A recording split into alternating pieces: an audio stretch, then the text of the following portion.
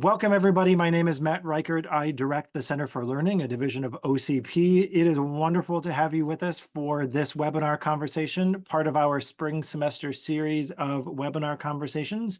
Welcome back to many of you. Hello for the first time to those of you who are joining us for the first time.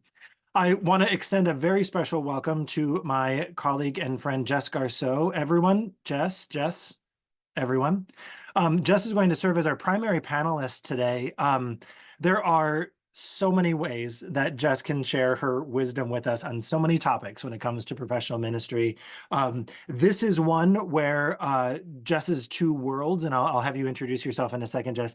Your two worlds really overlap. The Venn diagram circles are clearly on top of one another.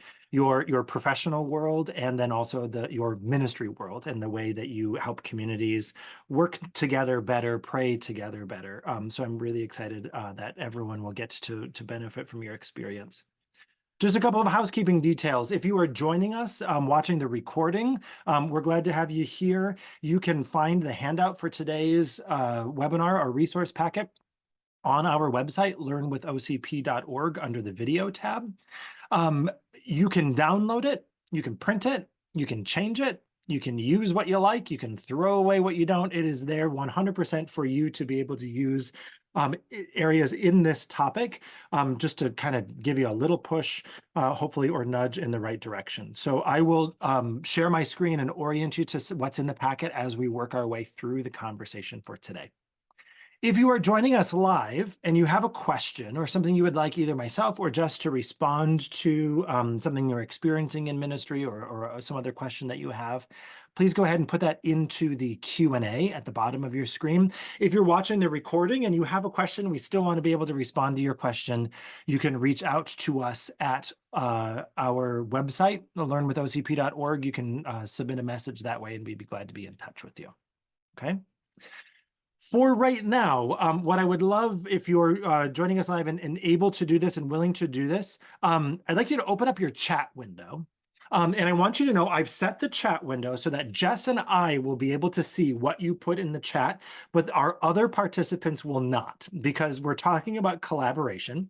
We're talking about how we work together, or maybe don't, with other people in our parish communities.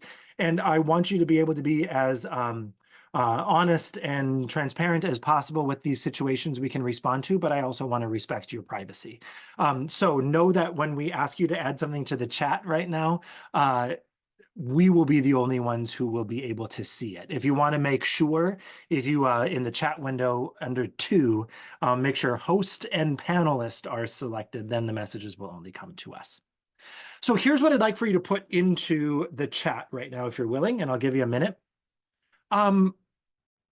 How is the culture of collaboration in your parish, if you're in a parish staff, or within your ministry right now?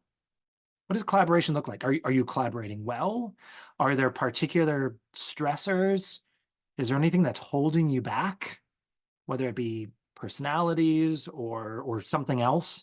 So if you take a moment, add into the chat, what's the culture of collaboration like today in your community?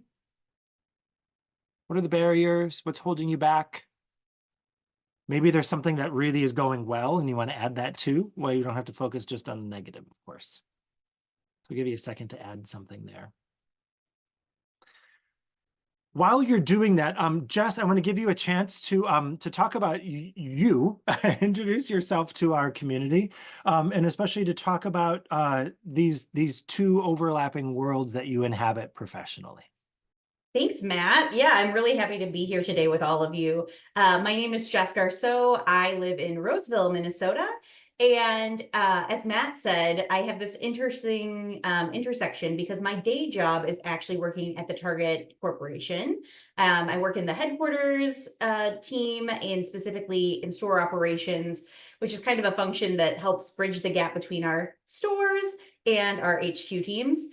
So as you can imagine, lots of collaboration happening there. Additionally, Matt and I, together with our friend Zach, lead the One Call Institute. And really my function there is a lot of the organization and process management for the event and for the organization. In addition, I have a master's in organizational leadership. I have a real passion for change management. I've started consulting for different parishes and small businesses to help them understand how they can manage and grow their communities through change. And in my free time, I help foster dogs and enjoy my local parish communities here of Corpus Christi and St. Rose. Thanks, Jess. And I imagine that you foster dogs also not in your free time, that it's a 24/7, It is, yeah, that's true. 24/7 reality. Well, thanks for being here. And I know several of our participants who are here are also very big foster pet people, so you've come to the right place. We're glad to have you with us today. And again, like I said, thanks for sharing your expertise in the way these two realities overlap. Um, Check in with our live community. Thanks to those of you who have been able to add something to the chat so far. Jess, I see a lot of similar things, right? I see the word silo many times, or some version of set in our ways or compartmentalized, people focused on their own particular area. Yes. I see one of our participants mentions, being in the process that many of us are in or have undergone, where we're unifying or bringing together in some sort of way more than one parish community. And so that has an interesting consideration and adding to it. Loss or lack of a sense of solidarity, communication is an issue. Some are saying, it's maybe a medium level, maybe a low level. Hard to balance things, right? There's a lot of love for community, but maybe that also means expectations that things won't change because we've got it just right and this is how we've done it. So we have contributions related to this and other topics. So I want to start sort of big, I guess, with you, Jess. Maybe two questions that I can pitch you, and you can handle these however you want. In the comments that have come in so far in the chat, is there anything that surprises you? Is this sort of what you typically find both in the corporate world and the parish world? Sort of what are you really seeing in the landscape? And then second, as you work with parishes, you work with organizations, nonprofits around collaboration, what are those barriers or roadblocks that you typically hear about when you begin the process of working on collaboration? Thanks. Yeah. So no surprises. I mean, this is something that transcends all communities. I guess maybe the most surprising thing I'm reading in your comments is this idea that, we've got such a great community that we don't want to change, or we don't like, how do we move forward from here? That maybe is a little, I typically see people who like have a specific thing they want to fix. But stressors, siloed work, communication, these are things that consistently church, small business, nonprofit are a pitfall, are a roadblock or a hurdle to us being a more collaborative community.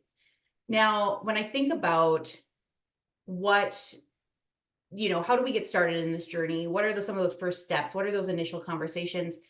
It's often trying to understand, where are we right now? Hmm. And where do we want to go? And when we're visioning, where are we now? It's an emotional check-in. It's a business check-in to say, okay, here's what's working really well. And I love, Matt, I know that you love this too, an appreciative inquiry kind of look where we say, here are all the really good things that we do. How do we build on that rather than, here are all the problems. Now let's fix them. That's a lot harder.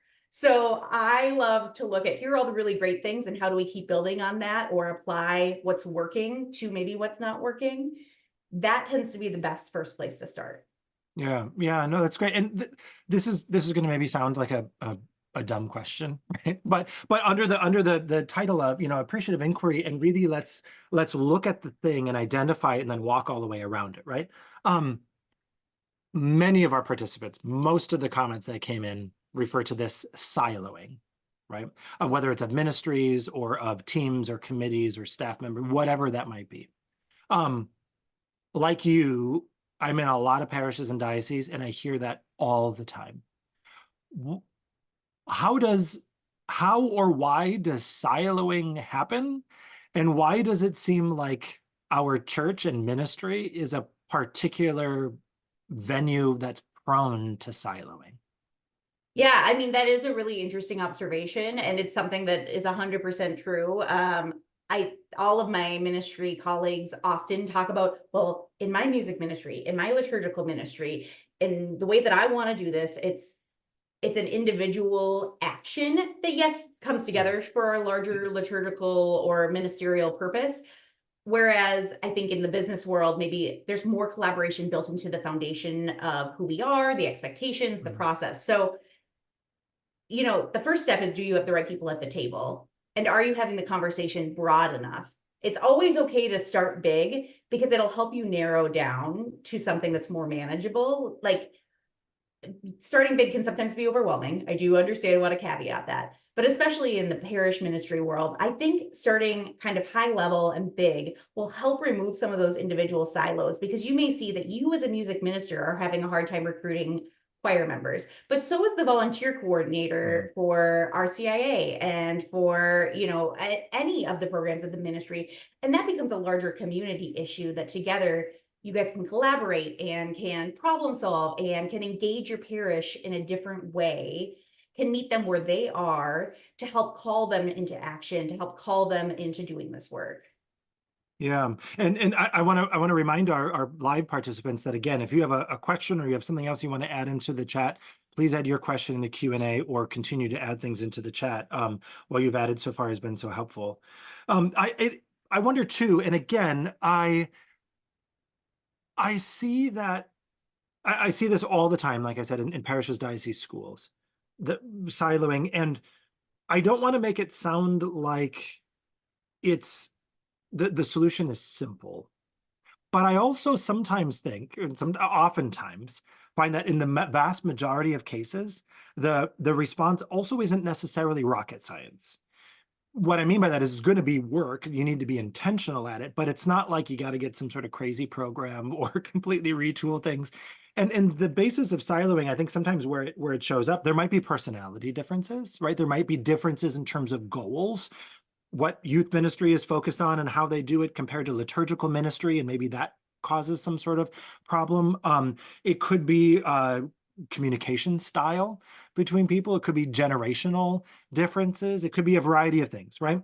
Um, but I know in my time in parish ministry, I was in the same place as many of my colleagues in ministry. I would not say that we had great communication opportunities or interact. We got along, but there wasn't oftentimes the time or the energy or the bandwidth or the encouragement or the intentionality to say, just what's happening in your world. Let's talk about things. What's going on here? What does that look like? And I think sometimes we just assume that information sharing and understanding and appreciation and connectivity will happen, as opposed to saying that is a muscle we intentionally need to prevent from atrophying, Yeah, I don't until we're know about you, surprised. Matt, but I know a lot of parish communities or parish staffs who are like, I do not want to have another meeting. I don't want to spend more time with my immediate Right, team. right. I have too much on my list to do. I Yeah, have very tactical things I need to get done. But taking intentional time and setting the tone of the meeting to say, we want to come together at least once a month to communicate, to share, because we can help each other build connectivity and help build up our parish. How important is that? yeah, yeah. No, I think that's exactly right. And because as soon as you said it, I'm like, yeah, that's me. I don't want another meeting, right? Right. But there is oftentimes silos are allowed to be created because we don't interact in an intentional way. And sometimes pastors, to be fair, or managers don't set the tone that expects us to act in an intentional way that permeates those particular barriers. In other words, sometimes silos are formed. Maybe it's not a silo where this happens, might not be a silo where I've built my wall. Don't talk to me or look at what's happening here. And sometimes it might be islands where our tectonic plates have drifted apart without us realizing it. And now I can't see what's happening in your area anymore. Right. Um, I want to relate this to something that you mentioned before, Jess. And before I do that, everyone, I'm putting into the chat um, a link. One of the other things I'm excited about and want to share with everybody, Jess, is that you and our good friend Lisa Anslinger have a new resource from 23rd Publications called "Embracing Parish Renewal: A Step-by-Step Guide for Pastoral Leaders and Teams." Friends, this is the best $4.95 you'll spend. But I want you to say something about the book, but I want you to talk especially about the first steps as we're thinking about renewal, collaboration, growth, development. And that really starts with mission, with vision, with purpose. So I know we talked about siloing and jump to communication, but now let's sort of broaden the sort of the funnel here at the widest end. Why start with mission, purpose, vision? I mean, we're the church. Clearly, we all know what our mission is, right? Why is it we're starting with mission? Do we? Do we all know? Like that said, this is a resource that couple of pages, as it's a small read, but it's really intended to be a actionable book that you can put notes in, work together as a team through, work together individually. Um, and at the heart of it, it's embracing parish renewal, not suffering parish renewal or dealing with parish renewal. It's embracing parish renewal because change is going to happen whether you want it to or not, especially in ministry. I mean, if the last 5 years aren't an example of that, I don't know what is. So, knowing that things will continue to change, knowing that we need to continue to grow in order to do our work, how can we, as parish leaders, truly embrace and equip ourselves with the right Right. tools and the right mindset to help lead others through it? If everyone on your parish team, in your community sees you dragging your feet and being upset about what's coming or not being excited about the work that we're all doing, it's, as a follower, you're taking that cue from the leader to say, maybe this isn't what we want to do. So if we embrace that idea, we have to start with our vision. Part of the reason why vision is so important in parish work is I, for example, live between two parishes. I am equidistant from two parishes in my small community, and literally a 5-minute walk either way. It feels like they're so close, but there is a definite divide. They have different mission statements, they have different purposes, and they serve different purposes within our community. And I'm sure many of you can relate to that. There are a lot of different, like, we have a choice. That's the great news, is that we still, in today's environment, have a choice where we're going to go to church, have a choice if we're going to be involved in our parish community. And if we can really ensure that as a parish staff, we know what our vision is and we're working toward that, then any goal you set will be able to ladder up to that. Or if you're thinking about what's the future direction, you can continue to use that as your goalpost. How are we laddering up and ensuring that we're meeting our standards, our hopes, our dreams? How are we serving our community in a really meaningful way? So the first portion of the book is really dedicated to thinking through, if you don't have a vision today, how do you get there? What are some very easy tactical steps? Now, typically a parish has a vision. Even within your own ministry, if you say own music ministry, you yourself within your music ministry program could just have some goals, or you could also have a vision that helps your entire choir understand, what is our purpose here? Is it to sing the best, most professional songs and to really be glorified by our community? Or is it to really help lead our community into active, full body participation in the worship? Setting that tone and helping them understand helps us all do our ministry better. Yeah, and I want to add a couple of things because I know our participants, right, as we think about collaboration within our team or within our particular ministry, that might mean very different things, right? I might be a music director or a DRE, and I'm thinking about collaboration with the people who help me in my segment of our ministry area, right? My choir, my musicians, or my catechists, right? I might be a member of a parish staff and think about how do we collaborate as a staff. I might be thinking about collaboration in terms of our whole parish, or again, as some of our participants pointed out, it might be collaboration between parishes that are grouped together under one pastor or one particular staff. So as we talk about mission, vision, purpose, etc., it could mean a variety of different things. But to give some examples of the way that, what you're talking about is so important. I've experienced all of these. I'm sure those of you who are watching have experienced these in different ways too. We might have a need to be more attentive to our collaboration culture within our particular ministry area or ministry team. We're not all pulling in the same direction in our music ministry team. Well, do we clearly all understand what our purpose is? Why does this music ministry team exist in this parish community? Can we state that in one sentence so that it's not gonna mean everything falls into line, but when it seems like we're pulling in different directions, we have the thing we can say, all right, everyone, let's remind ourselves of our particular purpose. Is that where this is leading? Or is what we're doing now leading somewhere else? And how can we get back on track, right? Similarly, in a parish, and I don't know if this is something, Jess, that you've seen working with different parish staffs, but when it comes to different parish staffs, when I was director of worship for our parish community, I couldn't have told you what the purpose or vision statement for our youth ministry was. Did lots of stuff to support it, big believer in it, but what are their particular goals or what are they working towards? I couldn't articulate it. If I can't articulate it, if the only people that can articulate it are those who are working and thinking about this full time, then we don't have the ability to be as supportive and as plugged in as if we had that language to know that's where youth ministry is going. How exciting. Here's how we can support that.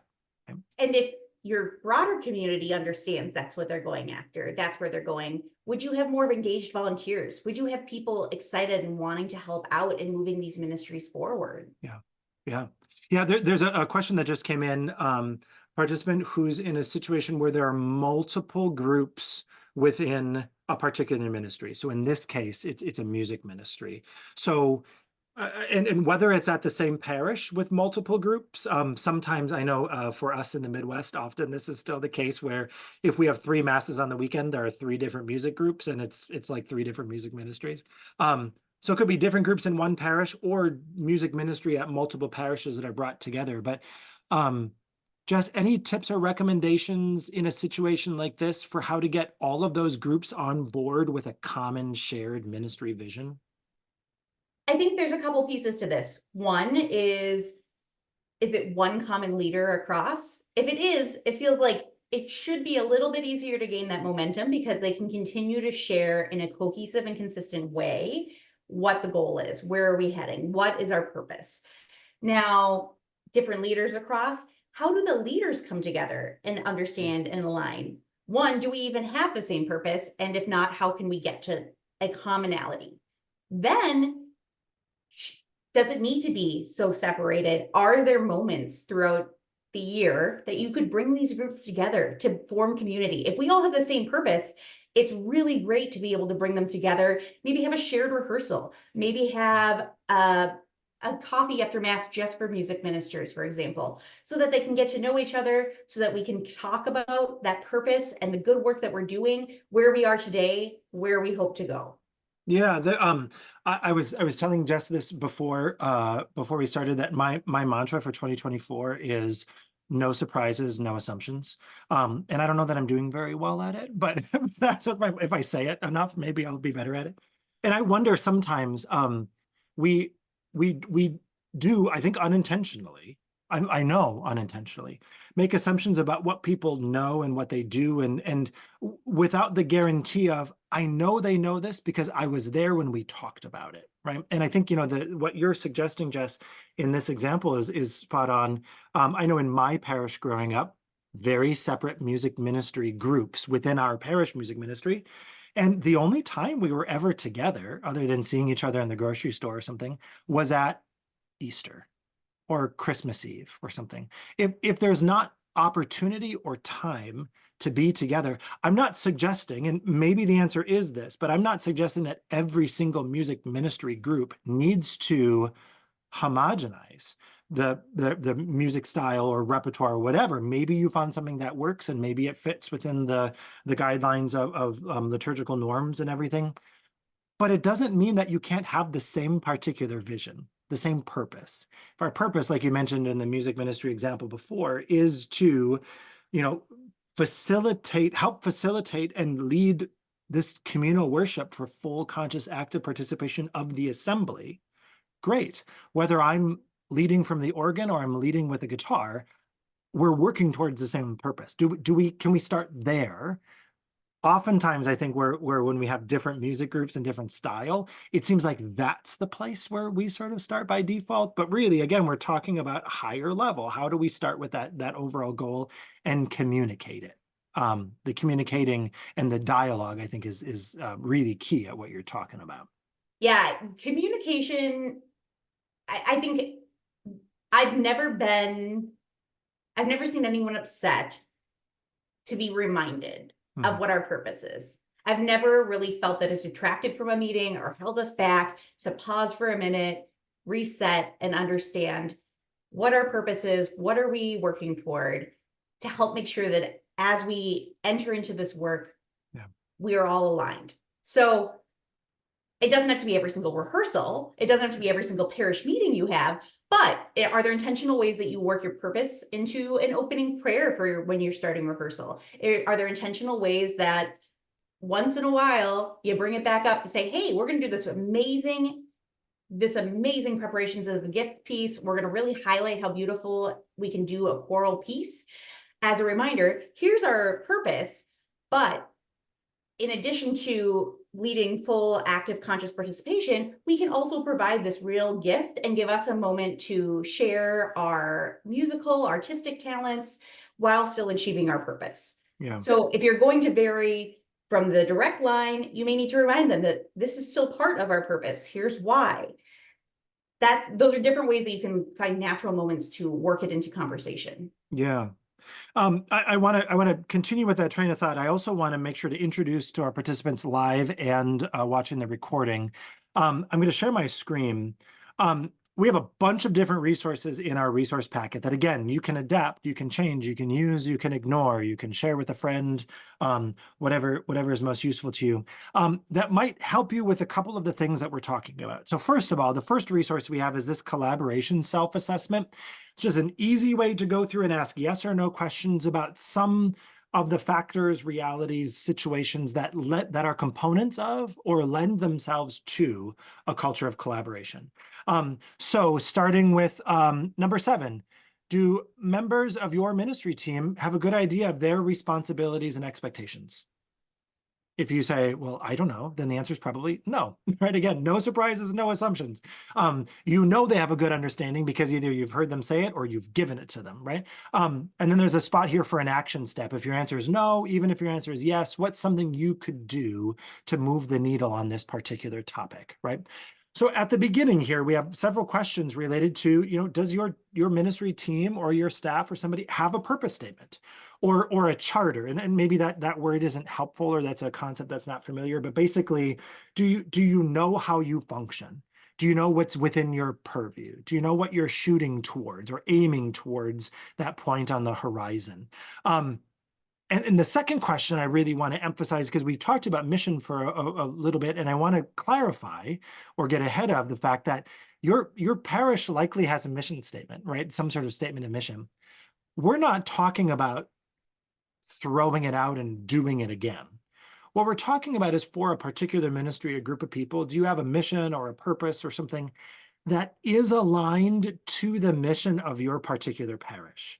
We do this is our purpose, to support that, right? Or because of this is how our team or our group finds its support. So everything is aligned.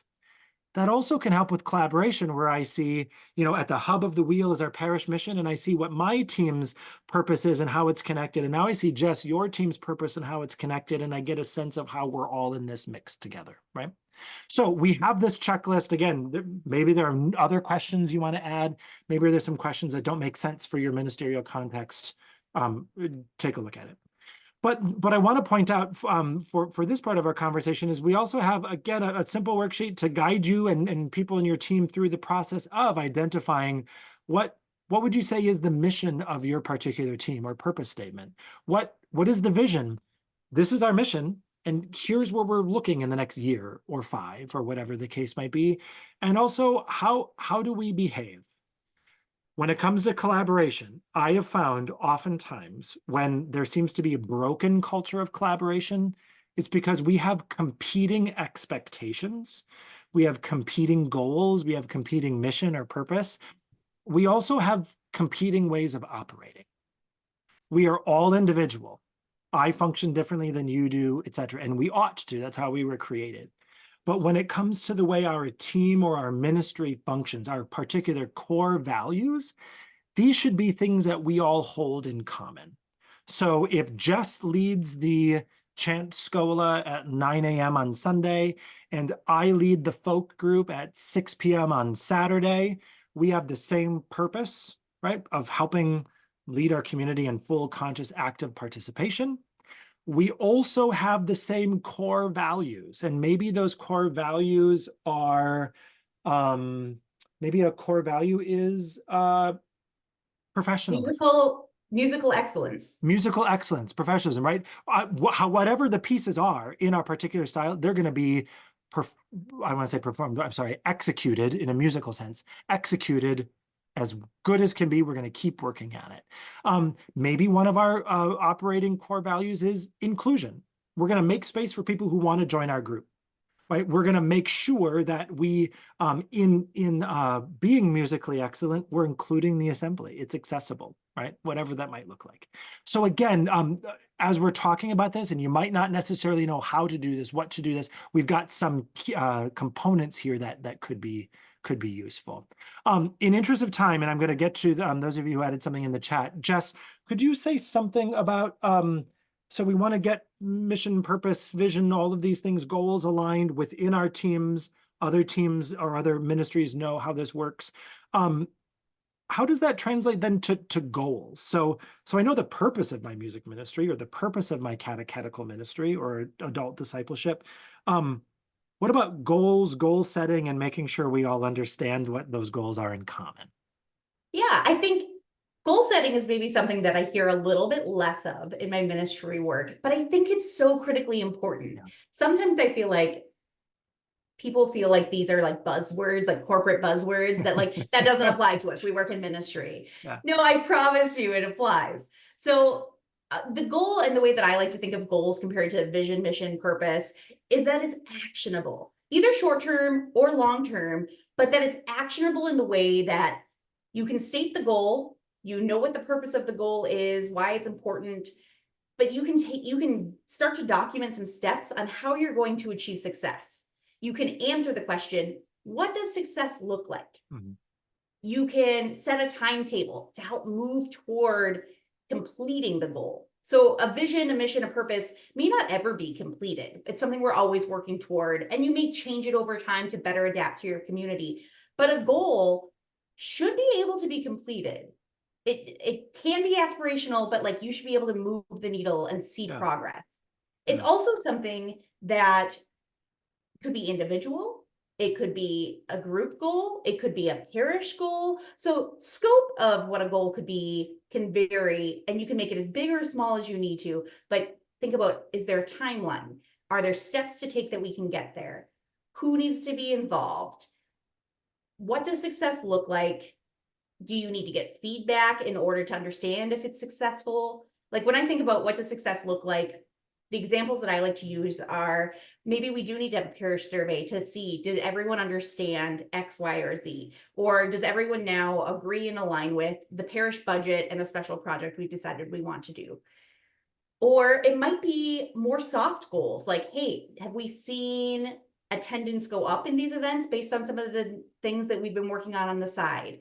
Or I've had conversations anecdotally with parish members and I feel that they're more engaged. Mhm. It doesn't always have to be something where you're going to do a survey, but you should be able to see a difference, hear a difference, feel a difference. Yeah, and I know I think that's a great way to help us frame it. And I would say in addition to that, one of the things that's helpful with goals is maybe we've all experienced this. If everything is a priority, nothing is, right? So it allows us to get some traction, right? And goals, we're not talking about 10-year goals. We're talking about the next 6 months or this liturgical season or the next year, right? So we tackle what we can now, and then we do the next round.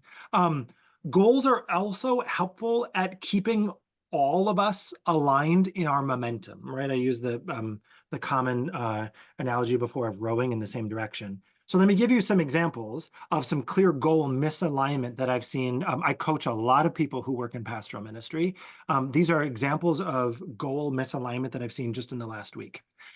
One parish youth ministry, one team member is working to really expand the number of young people and young adults who are participating in their parish's programmatic offerings. Another person on the team who is working really hard at putting together, I don't know if it's in the country or out of the country, pilgrimage for young people. Both of them are great. You have limited time and energy and bandwidth and resources. Those are competing goals in the sense that if I'm going to expand the number of people who participate in my programs, but the primary program is going to be a $5,000 trip to Rome, those are both good things, but they're going to be competing. It doesn't mean we can't do both, but we have to know what our goals are so we know what's aligned, how's the messaging, how can we work towards them both? Can we meet both goals right now? Do we do one and then it leads to the other? Second example, in music ministry, right? I want to add, it's similar, it's related, right? I want to add more people to my choir. Great. We want to do this particular vocal cantata at Easter. Great. Maybe my goal to reach my goal of adding more people to the choir, we don't want to minimize our musical excellence. That's one of our core values, right? But maybe to do that, that means we need to select repertoire in a way that first and foremost is appropriate for the liturgy and supports the assembly. But second of all, supports a growing base of choir members so that in future years, we have those bodies to do that cantata, right? If you don't name and communicate to one another what your goals are, you might, with the best of intentions, be working at other projects that might compete with one another or might be working, oh, God forbid, towards other visions that aren't going to be helpful. I said that correctly, right? Is there anything in that that you would Yeah, respond no, to or add, the Jess? one thing that really jumps out to me too is that if you, I don't know, I've been in a number of groups where over time it fizzles and I've lost my engagement and I'm wandering off to either find another group to participate in or look at another parish, or, there's a lot of like, there's an emotional toll that being active in ministry can take on all of us. And when you have a clear goal for a group that you're in, it helps you stay engaged. Yeah. It Yeah. helps you click in and want to be there. So having a goal and purpose, I feel like you want your group to know and understand. Goals, I probably am not going to give my choir a list of here are the 7 things we're working on right now. And really, I tackle goals 1 or 2 at a time. I may have a wish list or a parking lot of a few more goals I want to tackle, but if I really want to accomplish these things, I'm going to pick my top 2 right now, and those are the ones I'm going to work on. And those might be the ones that I either directly share with the group or that I just interweave into the work that I'm doing.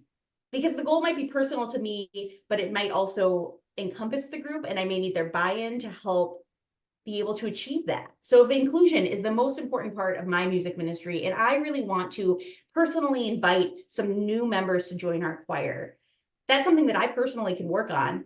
But if the rest of my choir isn't going to talk to them when they show up at rehearsal, or is going to want to do a piece that maybe isn't as welcoming to a new voice, a new singer, that's going to create a barrier for me to achieve my goal. So there's times where you need to be a little bit explicit and share the purpose of the goal and how it aligns to the purpose. Yeah, and I'll add to that. We talked earlier about siloing, and why is it that in ministry it seems like we're just so prone to siloing? And maybe, dear friends, this does not describe you or your situation, right? But I think it does for a lot of us, right? And that is that because we are so personally invested in our ministry, and oftentimes our own identity and the way we think of ourselves and the way we think of our ministries are linked together. And we bear so much feeling of personal responsibility for our ministry. It can add more fuel to the fire of, I need to do all of this. And again, I know many of us are in situations where we don't have enough hours and we're underpaid and we don't have enough hands. I'm not discounting any of that. But what I mean to suggest is to say, as you're setting goals, right? If you're setting goals in those action steps, and there's a goal setting template. It's one of 1,000 that are out there on page 7 of your packet. If you're setting, action steps for your particular goal, and you're noticing that your name is next to all of the action steps, that's a problem, right? So one, setting goals can also be a way to help ensure and box you into bringing in other hands to support the work, which helps our ministry grow. And second, it can help resist the I need to do everything, which means my ministry becomes more siloed than my colleague's ministry. You might find that one of the action steps for one of your goals in music ministry might involve other staff members. We're looking to expand the choir. So one of our action steps is we created a profile of a choir member to invite.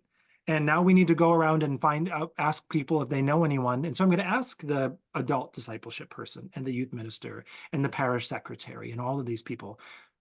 Now, not only am I not doing all the work, but they get a sense of what my work is and what I'm working toward. And it's not a surprise to them that I'm working at stuff in music ministry. So each of these components have little tendrils that get outside of the silo, in addition to moving us towards accomplishing a solid product that we can say, look, we did this.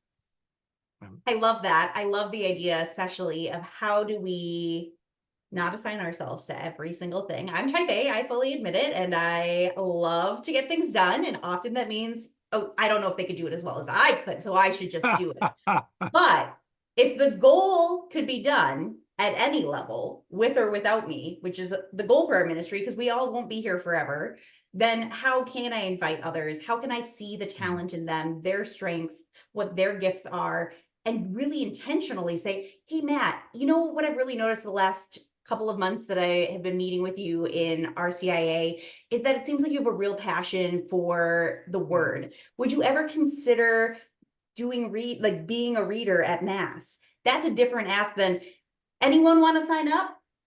Yeah. Or I really need you to do this. It's not really hard. We're desperate. Well, that's not really that doesn't make me feel great about why you're asking me or my gifts or how this might be a ministry, right? Yeah. And that works for our staff members too, to go to a colleague and say, I'm coming to you not because I need you to solve my problem or because I don't want to do it, but because I see something in you that could only be enriched by us partnering on this. Yeah. Yeah. So I want to build on that, but I also want to take this time to mention, I know we only have about 15 minutes left or so. Again, keep adding things to the chat, to the Q&A. Thank you so much for those contributions, those of you joining us live. Second, we're barely scratching the scratch on the surface of this particular topic, right? So I want to point out 2 things to you that you can find in the packet, you can find on our website. One, again, you have in the link to Jess and Lisa Anslinger's book, Embracing Parish Renewal. So check that out. It is the best resource at the lowest price you're going to find on this particular topic. So order it. It's going to be great from our friends over at 23rd Publications. Second, you will find in the packet on page number 14, you will also find at learnwithocp.org/calendar. In April, we are offering a live course, one of our professional learning communities. So it's a four session live course. You see everybody on the screen. We get to interact on this topic, building collaborative ministry teams. So in that course, we'll dig deeper into these issues. We'll dig deeper into these resources. We'll dig deeper into your actual ministry experience so we can speak to that. Participants will learn from each other, from facilitators. You'll come away with lots of resources to be able to go and implement and do this, along with some coaching and some other things. So it's $60. It's not free. I know for some of your budgets, that's a lot. For some of your budgets, it's not. It's worth every penny to be able to take these concepts, explore them more, but directly apply them in real time to your ministry. So if that's something that's of interest to you, sign up. Because we want people to interact with one another, it's a limited registration. So please sign up early. If you're feeling overwhelmed by like how many great things we're talking about and don't know where to start, that's where to start. Like if you just think like, oh, I just need some more time to let this all sink in and process, or grab 1 or 2 things from this conversation to move forward, that's a great place to start. Yeah, thanks, Jess. couple things again as we figure out our funnel here. Again, whether you're talking about your ministry team, your parish staff, parish as a whole, inter-parish connections, if we don't have a purpose or vision that's aligned to our parish mission, we all could be having competing expectations about what we're doing and why we're here. So we got to address that. Two, we need to make sure that we are setting goals, that whether we intentionally set goals or not, we work towards goals. So let's be intentional about how we set them. If everything's a priority, nothing is. We need to communicate them, involve other people. So the work we're doing now, the time limited work we're doing now, is marshaling all of our resources and energy and vision together as a laser beam to cut through whatever barriers in front of us, right? Vision and purpose, goals, role clarity. Role clarity is super important so that we get the best out of people, that people can contribute best, but also so that our team and our work has all of the roles and various aspects and facets covered. If all of us show up because we're going to play softball together and every single one of us thinks we're going to pitch or tries to pitch, we're going to lose all of our games, right? So role clarity is huge. And we'll say more about this, but real quickly, I want to point out that on page 8 of the packet, we have just a template, a planner for how you might fill out role descriptions for role clarity. It might sound crazy, and don't go from 0 to 60, as Jess mentioned, but in my parish, everyone who is paid, everyone who is a volunteer, every particular role had some sort of role description. Might not have been long because maybe the role was short or temporary and it was 2 sentences, but some sort of clear role description so everyone knew what was expected of them, how they were to do whatever was being asked of them, who they report to, where they could expect support. Role clarity is huge. So Jess, as you think about, again, your process of working with parishes, embracing change in parishes, building collaboration, how do you think about role clarity? Where does role clarity fall in this spectrum for you? This is another one that, like, Venn diagram is basically almost completely overlapped, right? No matter where you are, big business, nonprofit, your personal life, even within your family, like, I'm the one who plans, like, the sibling events. That, like, you got to know who's in charge. So one of the top things that I think comes up, and I'm sure this comes up for you too, Matt, is often when I'm working with ministry folk, they have someone difficult, a difficult volunteer, a staff member who maybe isn't performing or rising to the occasion. Their If you pastor. have a pastor who's, Yeah. yes, but if you have role clarity, if we all have a very clear line of sight into, this is what we need you to own, here's who you report to, all of those good things that Matt just said, everything that's on that worksheet, it's a lot easier to have that conversation if you have to fire a volunteer to say, you know what, I'm so thankful that you did take the step forward to volunteer for this. This is really what we needed in the role. And I know we talked about that when you signed on. Unfortunately, it's just not feeling like you're able to deliver on that. And so we're gonna look elsewhere right now. That's a lot easier conversation than just saying, you know what, Bob, it's just not working. Or the passive aggressive, I'm just not going to schedule you and hope you don't notice or not return your call. And really, this is we have a mission, we have a commission, we have a vision, we are doing important work. We need to do it, right? We need to also be good custodians of the gifts and the individuality of all the people we're working with. Sometimes role clarity, it might not be punitive, right? It also serves a variety of purposes. It might be to say, Jess, I'm going to invite you to this thing. I want to be very clear what this is. So Jess can say, well, that's great, but I'm not going to get to use this thing that I'm really interested in. Or you're in it, and I might say, maybe you want to go over here and do this because I see this alignment, and that's encouraging instead of discouraging.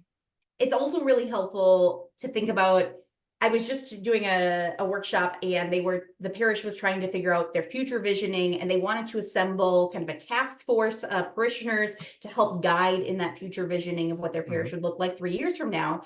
And when they were asking for volunteers for the committee and the task force, they specifically said, here's the time frame, here's exactly what we're looking for.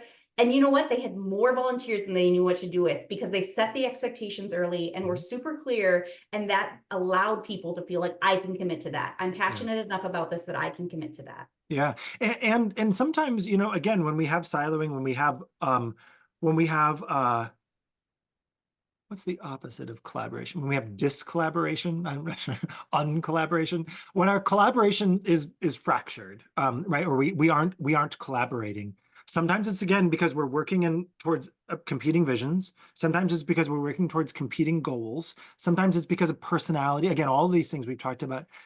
It might also be because we are working with people in roles that are essential to what we need to work on, and that's not the right fit for them. It's not utilizing their gifts in a way that's important. Also, collaboration can happen when we are at our, or the lack of collaboration can happen when we are at our worst or not at our best. And sometimes role descriptions are helpful to be able to say, we need these things done. Now, here's what I'm responsible for. I need to make sure that happens, but I can't and shouldn't do it myself. So here's where I need to bring more people to the table to collaborate on that work, right? I can't be doing all of these things and watering the flowers and shoveling the sidewalk and returning the phone calls and collating the mailings and all of these things, right?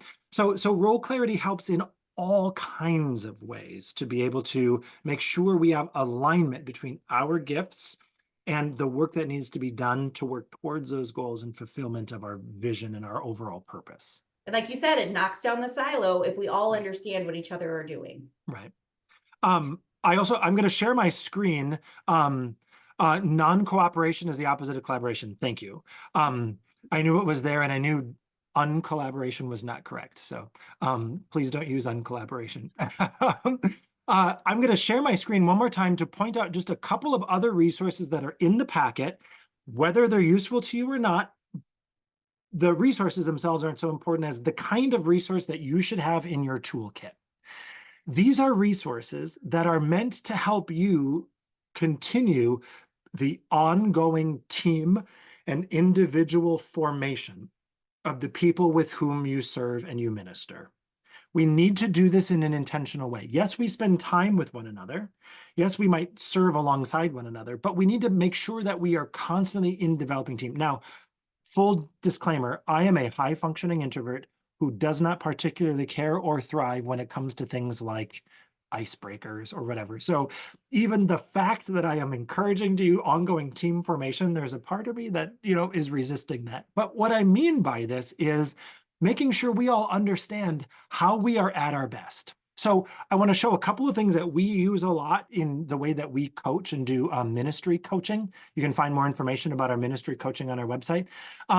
We use a lot of Clifton Strengths Finder. Maybe your parish has used Clifton Strengths Finder. Whether you've used Clifton Strengths Finder or not, if people can identify their own strengths, that's all you need here.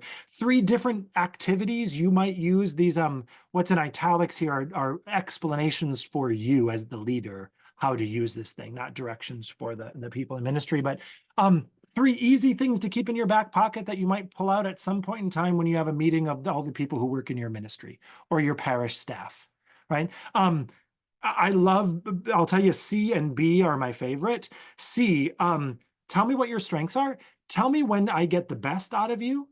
Tell me when, what maybe isn't, when you're at your best, and what do you need from me? If everyone in our team was able to say that, you get the best out of me when these things are true, you get the worst out of me if you call before this time, right? Or don't give me clear expectations, you can count on me for. It's a way to share more about who we are as individuals, beautifully and individually created, but it sets that, again, expectation, no surprises, no assumptions about how we will work together best. Similar with an achievement story or team contributions. This is a super helpful way for us to just be clear about how we work together. Real quickly, the next 2, so you know what they are. A self-care check-in and needs review. I use this a lot with people that I coach. Where are you at in these important topics? And what would you need to raise your score? Right? This is something for you to do to be at your best. This also is something, you don't have to give them a form. Maybe you do. Maybe you just know these are the 3 questions I want to intentionally ask my accompanist after Mass. Hey, Tell me about your opportunities to be challenged and stretched right now. Do you feel too stretched, overstretched, not enough? I don't know anyone who hasn't welcomed the attention to where are you at right now and how can I be helpful? So this is something that might be useful. And the final one, especially if you supervise staff, right? This is helpful. Where are you at in your ministry? Your role, enjoyment, satisfaction. How overwhelmed do you feel? How effective do you feel? What do you need from me? If we were to work on something together, what would that be? Right. So again, whether those forms are useful to you or not, right? And maybe they are, maybe they aren't. But the point is, you need to intentionally cultivate those realities, that understanding, that team dynamic. Sometimes it happens accidentally. Oftentimes it doesn't, and maybe not when we want it to, or it atrophies over time. Jess, anything other recommendations you have for us building a team dynamic and being attentive to it? Just one point, as we started the call, you said it's 13 days till Lent.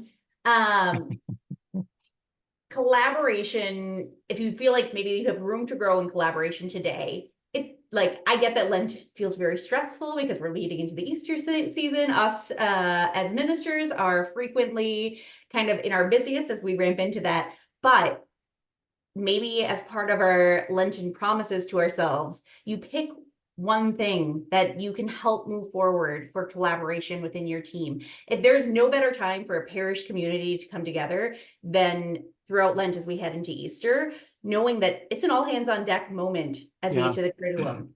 So what do you need from your team today? Or how could you change the way that you're going to lead or change the way that you're going to participate to help make things a little bit more collaborative in the upcoming season? I think having something actionable like that will just help you better be able to take some of the tools and resources and nuggets that we shared today and do something with it rather than just hear it and move on. Yeah, no, I think that's great. And maybe in our final minutes, I would encourage those of you who are with us to think about. So we're talking about building a culture of collaboration. So let's think about the times we're experiencing collaboration that's working, or the times we have. What was true about that situation where you felt like you're collaborating well? And I'm guessing some things might be what we've been talking about. I felt like I knew what we were doing, what we were all about. We were all rowing in the same direction. I felt like I knew how I could contribute, and I felt like my contributions were being cared for and important.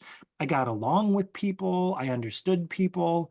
And so maybe, as we build this and we think about how we can build collaboration in our own ministries, and thinking especially about your action call here, Jess, to think about Lent, maybe ask people, what is important to you during Lent this year?